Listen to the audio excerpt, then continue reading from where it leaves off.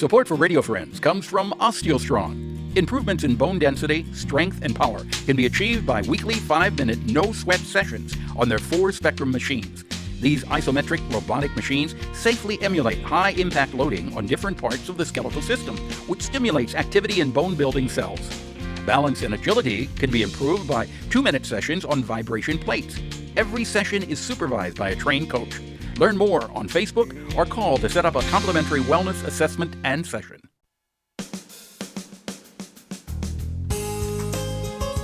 Good morning and welcome to Radio Friends on Thursday, October the 28th. You may or may not be familiar with Most Policy Initiative. If you are not familiar with it, we're going to talk about it right now. Brittany Whitley is with us. Good to have you here, Brittany. Hey, Paul. And actually, you've been on here several times, so this is not a brand new topic that we're dealing with. But if some folks are not familiar, explain what the organization is. So Most Policy Initiative, we're a nonpartisan, nonprofit group that's trying to connect science to policy in Missouri at the state and local levels. So we do that through a lot of different ways, and I was hoping today to talk about our local science engagement network, which is one of our community-facing programs. The Science Engaging Network. Engagement Network, yep. Yeah, so what is that? So this is a way that scientists in the community or people in the community who care about science can more easily connect with their local and state lawmakers.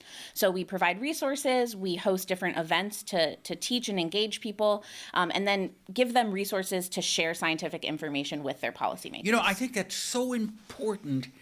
Science it just has to be a part of our daily life. Everything depends upon it. Our health, the environment, what we do, how we get about, it's all science-based. And the more we realize that science is in our life, and science is in our life to make it better, the better off we're all going to be. Absolutely. That's really what we're aiming for here. Our mission at Most is to help improve the lives of Missourians, and we want to do that through science. And so in November, we're actually focusing on food security and the ability of people in Missouri to access affordable and nutritious food in the state. So we're going to have a lot of different programming around this, all centered around a roundtable discussion on November 10th to talk about food deserts and kind of barriers that people have to getting to quality food. What is the official definition of a food desert? So depending on where you look, the definitions might vary a little bit, but food deserts are usually defined based on the distance that a household or a census tract is from kind of a large supermarket, so not a convenience store. And then it also depends on household income and then ability to travel by private or public transportation. So basically, how easy is it to get to a supermarket with a lot of options from where you live? So you may live, okay, as an example, I live about 35 miles north of Columbia. I have to either drive to Columbia or to Moberly. Would I be considered living in a food desert?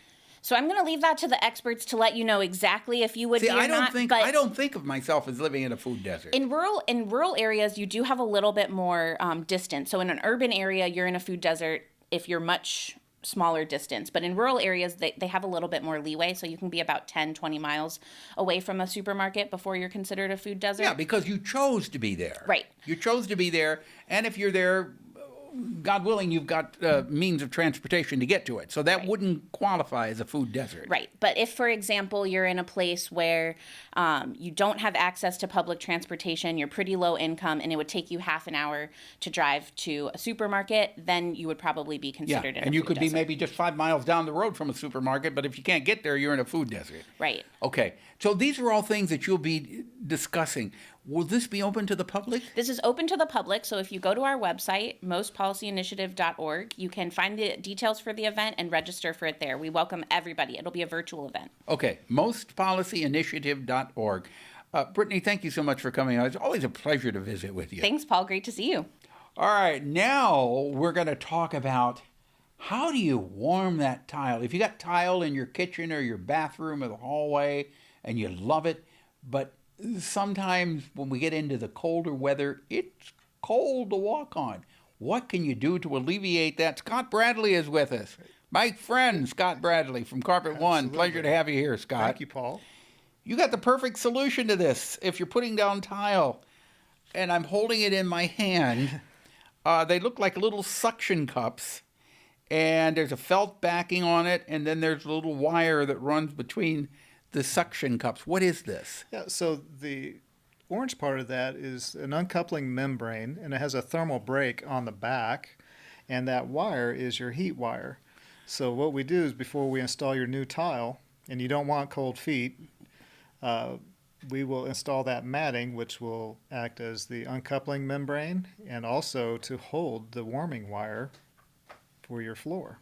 So if you're putting down, okay, let's say you're putting down a new floor, you want tile, you want the tile in the bathroom or you want it in the kitchen, and tile can get pretty cold in the wintertime. This will alleviate that, and you can make it whatever temperature you want? Yes, and you can heat zones that you want. So for instance, we wouldn't run the warm wire underneath your cabinetry. We wouldn't run it close to the walls, but where you stand a lot or where you want it to be, we can run that wire. And you can heat how zones. do you adjust it? Is it all one temperature? Are you able to make it warmer or cooler or turn it off? Yes, so they have thermostats and they can connect to your Wi-Fi. So if you don't feel like walking over to the thermostat and changing the temperature, you can pull out your phone and. That's amazing. Yes. Now, what if you've already got tile down? You would have to pull that tile up. Yeah, we would have to come in and do a clean demo where we take up the tile and then use our HEPA vacs and grinders to remove the debris, the mortar, and then install the new flooring. Can you take up tile that's been put down, or is it going to break? Oh yeah, it'll break. We'll break it. Oh, so you can't reuse that tile. Correct. Okay, Yep. so if you wanted to install, if you've got tile down now, you have to take up that tile and put down new tile. Correct. Yes. There is no way to just put this under the floor under that tile. Not efficiently. Okay. No. Okay. But so if you're thinking of a new floor, you would put down new tile, you want it warm, this is what's this called? This is called Ditra Heat. Will it heat the whole room, or is that not the efficient way to heat? It can do that. And I've had people use that as the main source of heat. Really?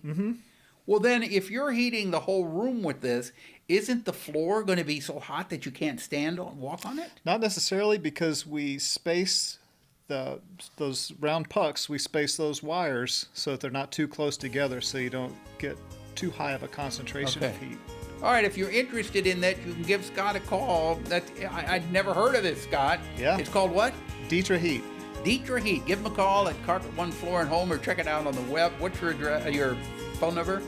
573-449-0081. Okay, thank you so much for coming thank by, you. Scott. And tell your wife we said hi too. Oh, I will. Absolutely. Okay? All right. Thank you. Have yourself a nice day. Pepper P, Missouri.edu. Bye-bye.